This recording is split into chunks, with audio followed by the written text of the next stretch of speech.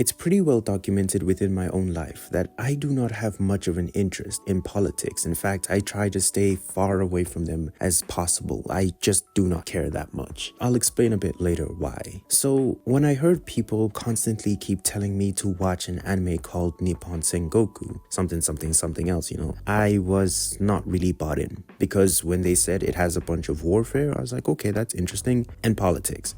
Then I lost interest. And the truth of the matter is that just as the person that I am, and maybe other people feel the same way, it's difficult enough to keep an interest within the politics of your actual country, let alone the fictional politics of a Japanese country somewhere else. Why would I care? That's the mind frame that I went into this anime with, but I was incorrect. Because I'm still waiting for you to click that like button, and to subscribe, and the post notification button.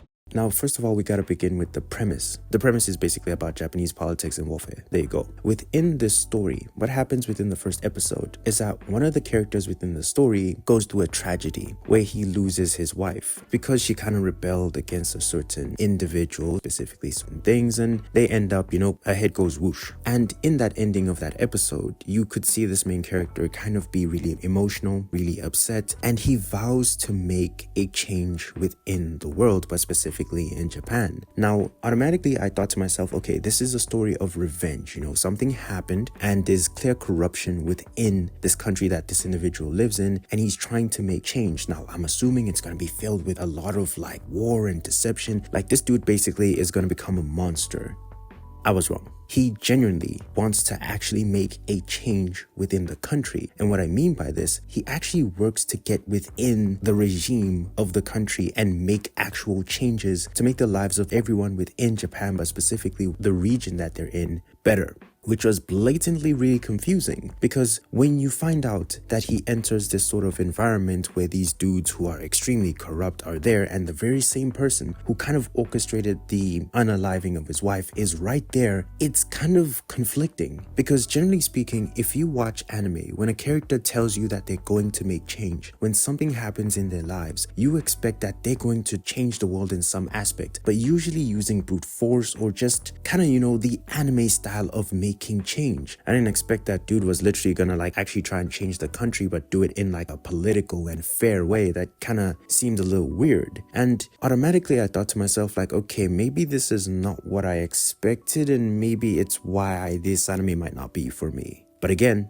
I was wrong. The thing about this anime, it really just shows you how difficult it is to apply change. Because the reason why, for example, I don't really like politics is the fact that I feel like a lot of people know what to say when they're trying to get within a certain group or within the government or whatever they call it from where you come from. They're going to tell you everything you want to hear. They're going to tell you about all of the changes and how that group is wrong and how they're going to fix this. And then ultimately when they get into that position, nothing really changes. And as such, you feel like you've been lied to, you feel like you've been deceived, and ultimately they're just living a better life. So within this anime, you have a dude who has the right idea. He has a lot of ideas that he wants to implement that could help the country, and in fact one of his plans is really successful. It shows you that this young dude has the potential to really help the country, but because of how things are set up, it's way more harder than what you think. Because in this anime, like I said, if you do certain things to a certain dude, either you'll get poisoned or you'll get your head separated, if you know what I mean. It ultimately results in this really thoughtful anime where you're trying to watch these individuals who are trying the best to bring peace to the country kind of have to deal with this other individual who's trying to take over, but in his sort of interesting way.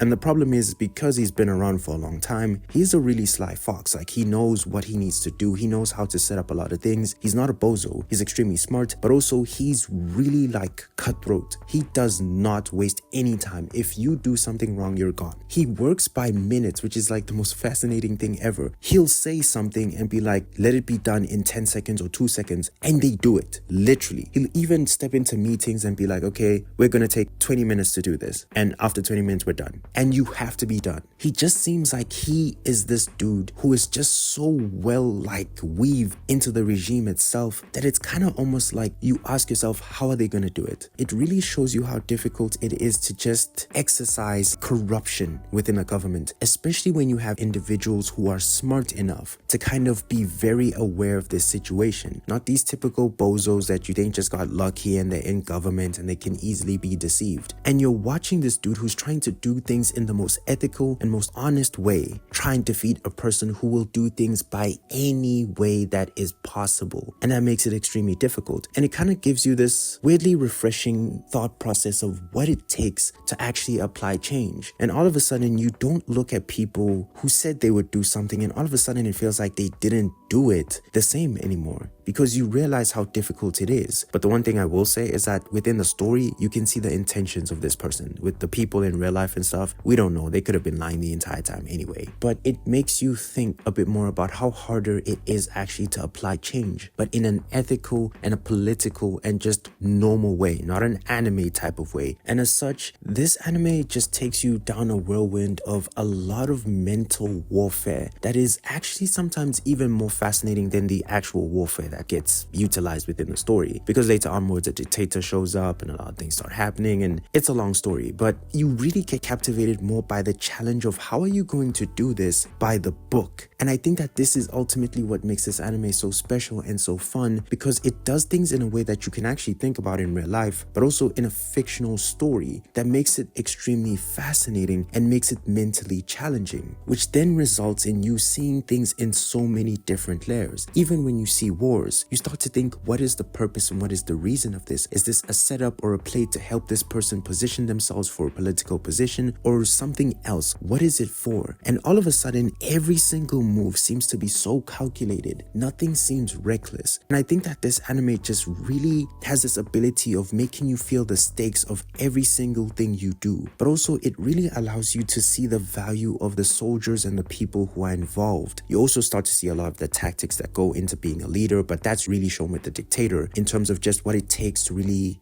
invoke people. In a sense, a lot of things happen and I don't want to spoil, but it's really fascinating as well, showing you how hard it is to be a dictator, but also how hard it is to keep the army on your side and make sure that they still perceive you as the one who's going to save them and help them basically overcome what they perceive to be the bad guys, who are like the good guys for us, but also the other side is also good in their own aspects. That's the one thing about this anime that I will say, is that kind of both sides have valid reasons in a sense. Like, you can understand both sides, from the dictator side, from, well, the regime that we know where the protagonist relatively is in, and depending on what you think and what you value, you might actually root for the person who's bad or perceived as bad or is actually bad, or maybe is good, or maybe they're not good. There's so many things that kind of get your brain spinning within this anime that makes you think a lot, but also you kind of really learn the value of people. The soldiers are just not numbers, they're actual people, and the loss of them feels more drastic than what it actually usually feels like in stories, because sometimes in anime it feels like you can have an army but you're really just relying on 10 people, like the really powerful people, and then the rest are just fodder, because you realize that these are people who have their own lives as well. They felt compelled enough by the words of someone else to put their lives on the line for what this person wants to do. And I think that that's something else that makes this anime so special. It kind of shows you the truth of leadership or belief in what someone believes, to the point that you're gonna put your life on the line for what someone else believes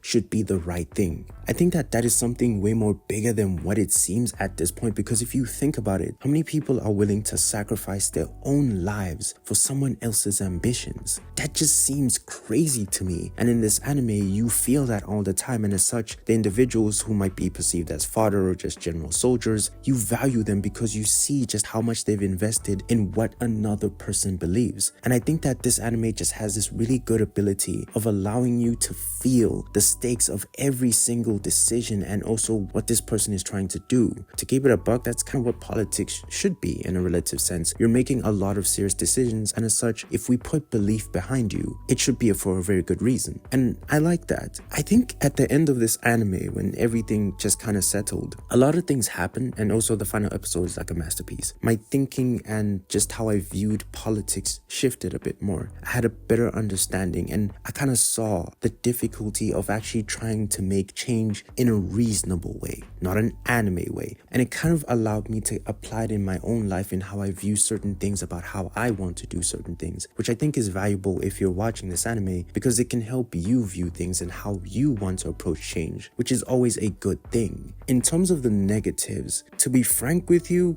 I didn't really have any. I think I just had too much fun, which is probably a bad thing. I should be saying something negative. I'm just gonna say something obvious. They yap a lot. there you go. I'm sure it's pretty flawed in some aspects, but it's not flawed enough to really like focus on what it was. So yeah, they yap too much maybe. Overall, in terms of this anime, the entire experience was beautiful. The OST was amazing. I enjoyed the visuals. The visuals are probably the biggest standout of this entire project. They're very beautiful. I think there's a lot of wallpaper material from every single episode, which is pretty awesome. But also in terms of the opening and the endings, I loved the music. I really enjoyed the music a lot. I Shazammed a lot of it and I kind of listened to it in my own personal time, which is a good thing. So overall, in terms of this anime, I think that you're going to enjoy this anime, and I think that it might be a really strong reminder of what politics are and what warfare really is if you think about it. And it might really activate a part of your brain that has kind of dismissed politics and warfare because of what it is now and all the things that go into it. And I appreciate that, which is why I think this anime is really cool and fun. Yeah.